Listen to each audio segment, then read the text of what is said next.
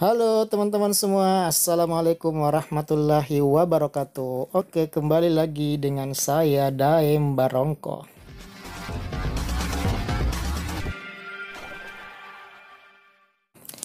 Ya, hari ini kita akan membahas tentang makanan khas orang Bugis Makassar yang biasanya dimakan itu pada saat musim-musim paceklik ya.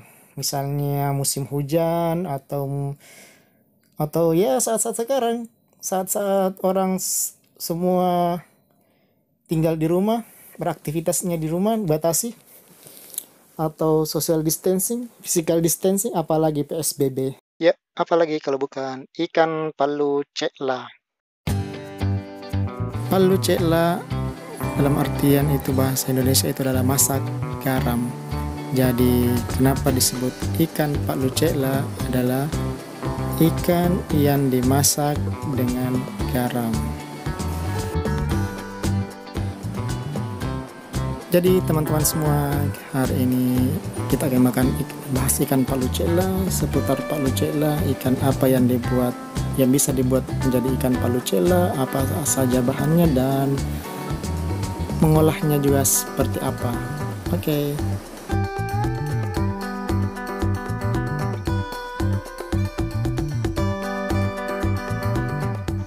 Ya, jadi teman-teman, jenis ikan apa kira-kira yang bisa dijadikan ikan palu cekla adalah yang paling umum itu ada 3 ya. Ikan bandeng, ikan layang, dan ikan tembang.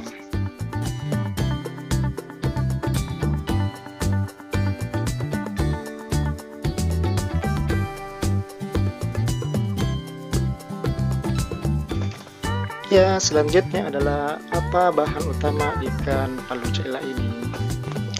Ya, bahan utamanya yaitu pastinya adalah ikan segar dan ada garam dan kunyit.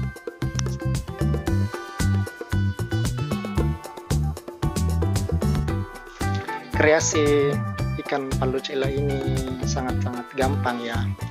Jika kamu ingin langsung makan langsung bisa, mau digoreng dulu bisa, atau mau dibuat seperti ikan sarden dengan tumisan tomat.